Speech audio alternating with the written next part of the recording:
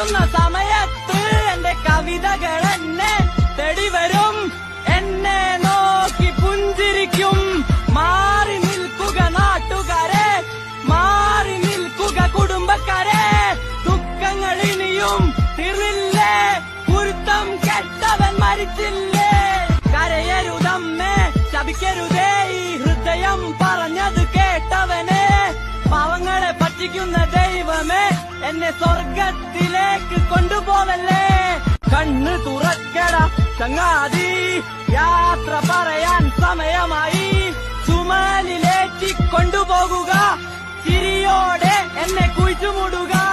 മണ്ണിലെ പുഴുക്കൾക്കും ജീവിക്കണ്ടേ, എന്റെ മാംസം തിന്നവർ ചിരിക്കട്ടെ.